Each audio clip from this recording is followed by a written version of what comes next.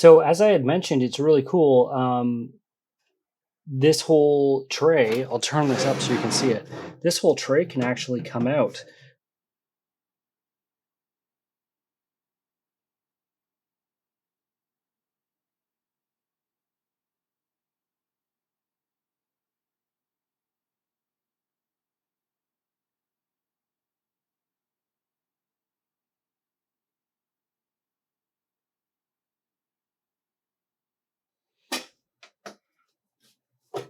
All right, this is finally installed. Installing the motherboard, power. And this is pretty useful because there's a bunch of room in the back for cable management. So I'm going to figure out where's the best place for this to come through. That's the motherboard power. Now we need to do the CPU. I'm also going to route that through the top, underneath the motherboard power.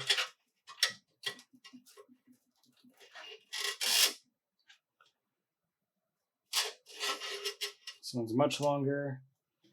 Since everything's upside down, this is going to be installed somewhere near the bottom. I believe that's what this little cutout is for, right here. I hope this is going to be easy enough to pull through.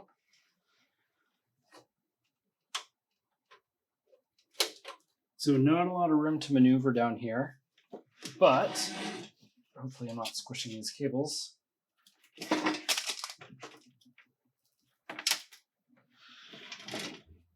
So it's spun right around. I just got to get it hooked in down here. All right, that is in. All right, so we have power to the CPU in the bottom, motherboard over there. What else do I need to do here? I think I'm pretty close to being able to just test this. I'm going to have to identify the front power button, which is this guy right here. And we need to just find out where on the motherboard this guy goes. So that's actually up here because everything's upside down. I'm going to hook some of those up and then we will test this out. Okay, so I have the PSU installed and all of the front panel I/O is now connected to the motherboard. So the only thing left to do is to connect the 3080 and then I'll grab my monitor and we'll do a test boot. And if everything is running the way it should be running anyways, if we can get into BIOS, then I will power down, clean up all this cable mess because there's cables all over the place. So I need to clean that up and then install Windows. So this is pretty cool how you get to, you can't actually unscrew the back plates to get into the PCIe slots. So you have to remove this first. It's very tight. One screw, two screws. So that's off. And then you have access to it from the outside. Now, it was especially difficult getting a GPU. It's difficult anyways to get a GPU right now because of pandemic and silicon shortage and scalpers and all the craziness that's going on in the world today. But I specifically needed a Founders Edition, so that made it even more difficult. The reason I needed a Founders Edition was because of the very tight space in this case. So I'm still super stoked that I have this. Definitely lucked out.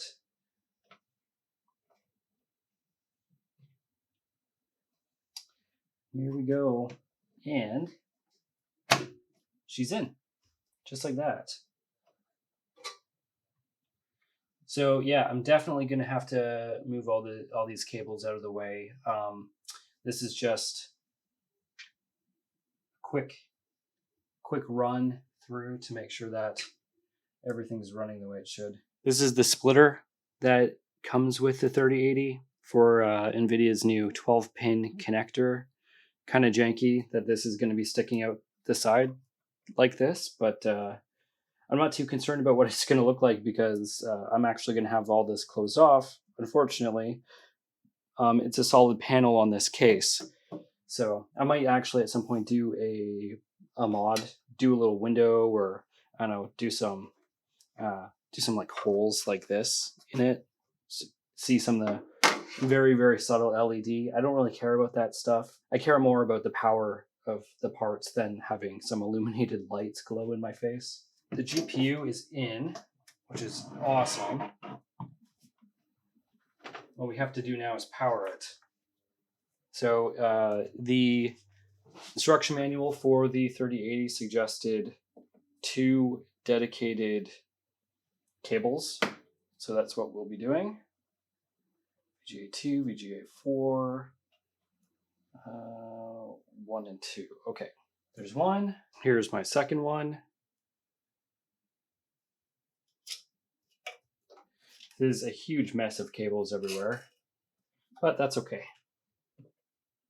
Next, we plug these in like this.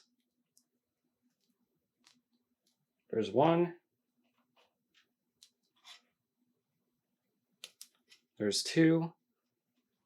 Don't have to worry about putting these in wrong or anything because the sides are actually like there's a square little peg in there, so and up in this corner. They're shaped in a certain way so that you can't really put it in and mess it up. Also, there's a clip thing here on this side and this clip on that side, so goes in, clips right in. That way you know it's secure. Same with on the GPU. There's also a clip on this new 12-pin connector, so we just plug it in like that. And it'll clip in. And then you're good to go. This is a total rat's nest of cables. It's insane. But again, I'm just doing this to test. And I'm going to pull my monitor out and make sure that it boots up. And assuming everything checks out, then I'll come back in here and clean it all up. And of course, I have a bunch of other accessories to connect, which I don't think I'm going to do that today. The optical drive is not going to fit in here with all these cables.